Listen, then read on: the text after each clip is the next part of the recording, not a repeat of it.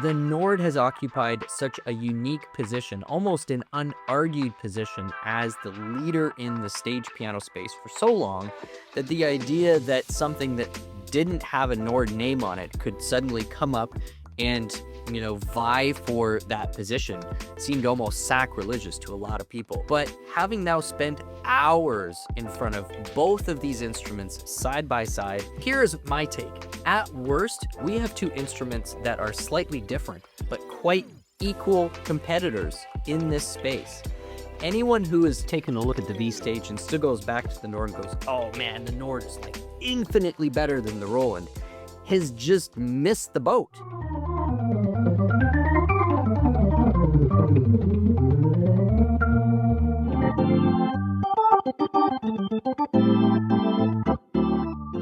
Before we go any further with the video, did you know that 80% of the people watching this right now aren't subscribed? And that's exactly why I'm going to ask you to hit that subscribe button right now, because it really helps us to keep creating great piano review and related content week after week. Plus, our subscribers get access to exclusive content, giveaways, and even product discounts. Plus, you get to join an ever-growing community of piano lovers and appreciators from all around the world. So please help us keep growing Merriam Pianos as the leading piano review resource on the internet today. We really appreciate it. Now, let's get back to the video. Let's talk about the user interface. When you first sit down at the Nord versus the Roland, in my opinion, there's no question that the Roland has a less intimidating look and feel and overall layout. Now, there are strong similarities to how they have laid out these two instruments. You'll notice that both have the organ module on the left, then it moves over to the acoustic piano.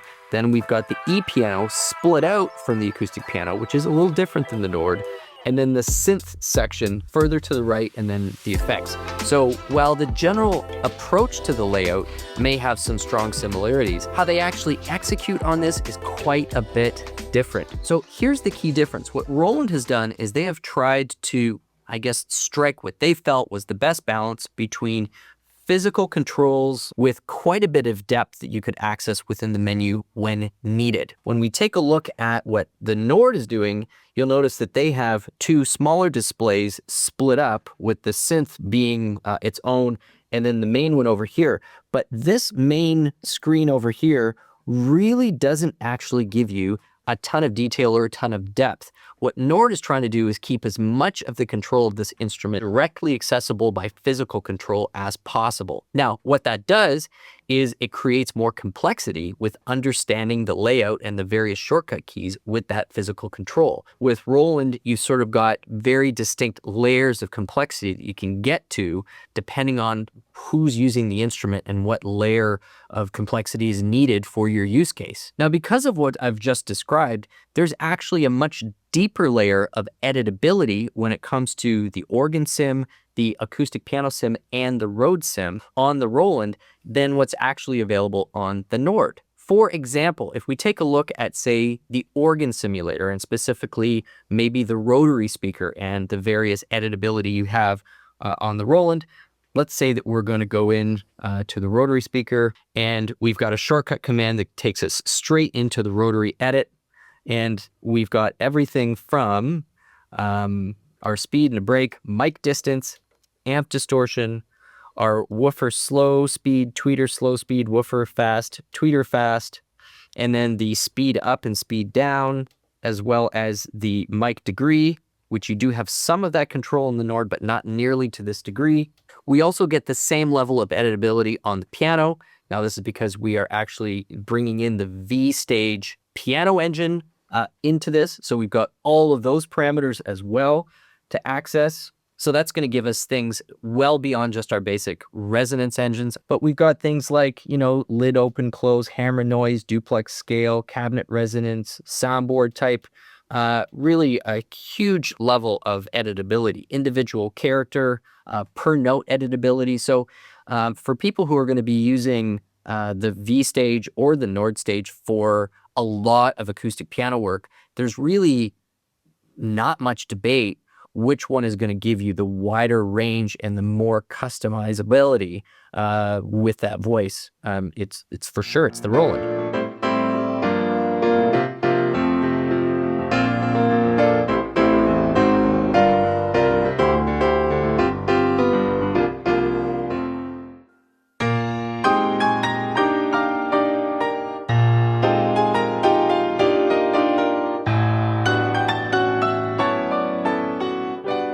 So yes, we've got 3 independent voices that you can have here, and you can layer them in any combination, split them in any combination, and you've got obviously all of these full real-time controls at your disposal. But you got to remember, on the Roland, we have the Zen Core engine that is also part of this machine. And if you know anything about Zen Core is also kind of a simulated analog synthesizer that allows you to bring in 4 voices per Zen Core patch and do exactly the same level of editing as Nord is offering. The difference is Roland only gives you that onboard editability if you're really up into like the Phantom series. Otherwise, you can use a software Zen Core editor to create those tones and then upload them into your Zen Core enabled machine, which includes the V-Stage. So this comes down to really not only where you prefer to do your editing, but also when you think about now the thickness of the tone that you can get between these 2 instruments, your mind kind of goes, whoa, okay, so there is actually a really big difference, because you can have 2 Zen Core patches pulled up simultaneously, split however, affected however on the Roland, but each one of those Zen Cores could contain 4 tone sources. So while the Nord gives you 3 simultaneously with all of the real-time controls, the Roland gives you up to 8 simultaneously. It's just some of those more micro controls or editability or creation of those sounds is going to happen off board. As we continue to work our way across the right side of the interface, we now come to our next significant difference in approach, which is its effects routing and its effects engines. The processing power that Nord brings to the table here is pretty impressive, because it's going to give you independent control of 2 kind of effects plugins, as well as a full amp sim, delay, and reverb, all independently applied to 2 organ layers, 2 piano layers, and 3 synth layers. So that's 7 layers that all have a complete suite, a complete effects chain that is editable right on the Nord stage. So in terms of just the sheer number of effects that can be applied simultaneously right across the board, well, the Nord wins that race. So what Roland has done is it's obviously traded polyphony for effects processing. Because as we said, when you're talking about the Zen Core processor, you can have 8 separate tone sources being played simultaneously, and that's on top of your acoustic piano, your e-piano, and your organ. So there's a lot more simultaneously tone being processed on here, and that is the trade-off for less effects processing that you get. Now, the organ and the acoustic piano in here do not have the ability to have independent multi-effects. You can apply a channel effect independently to either the organ or the acoustic piano if you wanted to. Have the ability to get in there and affect the send bus on your global multi-effect and have that affect either everything or just one of those at once, which is likely never going to cause any problems, because those are the 2 patches that you may be the least inclined to go and apply some sort of modulation effect to. As soon as we get over to the electric piano, now we've got complete independent channel effect, trem, and amp sim. And then on the synth, we've got envelope, filter, and multi-effect per synth A and synth B, and then plus total effects. So in practicality, when you're using the Roland, you never feel like you're being constrained with the effects.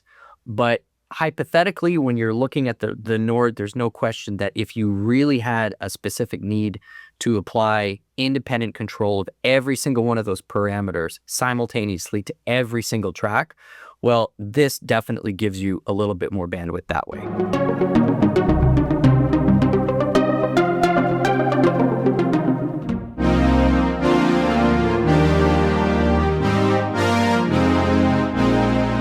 Moving on to our next major area of difference, which is the assignable controls or the editable controls. On the Roland, you have got 7 different surfaces, or 7 different assignable inputs, I suppose you could call it, which is 3 independently assignable pedals. Then you've got your pitch wheel, your mod wheel, and then you've got 2 assignable buttons on the far left side. You can assign literally any parameter to those control surfaces from any of your multi-effects controls, your tremolos, your overdrives. They kind of light up exactly what you can assign to those various things. So for instance, if you wanted to have your mod wheel control your rotary speaker speed, for example, that's incredibly easy to do. We would simply head over, press shift. So we're going to go over to our mod wheel. We're going to go down to our organ, and then we are going to, let's say, have the speed. You can see now that by pushing the mod wheel up and down, it is now managing the rotary speed. In addition to that, you have a similar ability on the Nord. It's just the number of assignable control surfaces is quite a bit less.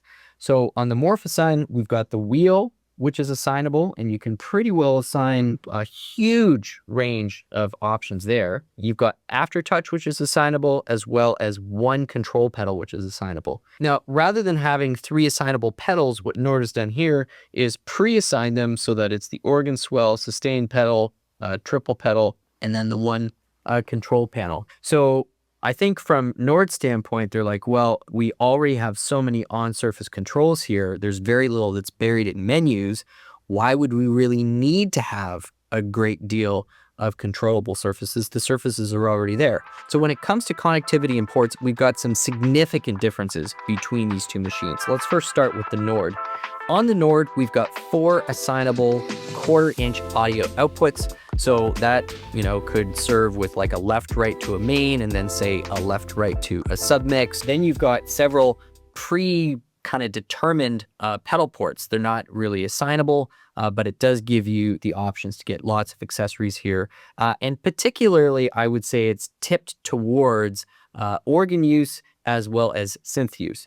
So we've got a foot switch and a rotor pedal switch, as well as a MIDI USB port, standard 5-pin DIN MIDI ports. Then we've got a triple pedal option if you're going to be using this, with piano, a sustain pedal port, an organ swell, so kind of an expression pedal, and then a control pedal as well, which is assignable. You've got a 3.5 mil monitor inline, so you can take in some sort of an audio source if you want to, and then you've got a headphone port. When we take a look at the Roland, we've pretty well got that and more. So on the Roland, you've got the option for both XLR and 1/4-inch out, main left, right with both of those. But then you have a second sub-out 1/4-inch. So we actually have 6 outputs here. Then we've got a left and right 1/4-inch input, as well as a dynamic XLR mic input. Then we've got a USB-C connection to a computer, as well as the option for 2 external USB-A connected devices.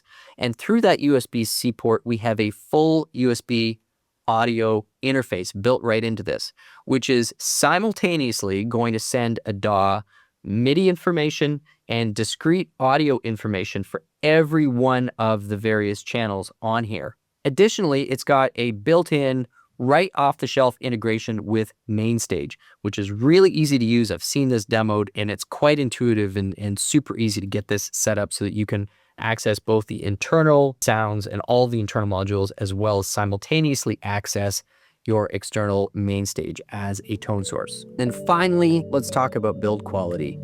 As far as I can tell, these are 2 of the best built digital piano products that money can currently buy. The Nord Stage build quality feels really rugged. It's encased in steel. Over on the Roland side, I was really pleased to see Roland also bring a nice, durable steel casing to this. The fact that they put wood red ends on each side pretty well guaranteed that this was instantly going to get compared to the Nord, which I'm sure was no accident. My name is Stu Harrison. It's been Merry Pianos on YouTube. I hope you've enjoyed the video and the comparison. Please subscribe if you haven't already. Take care, and we'll see you again soon.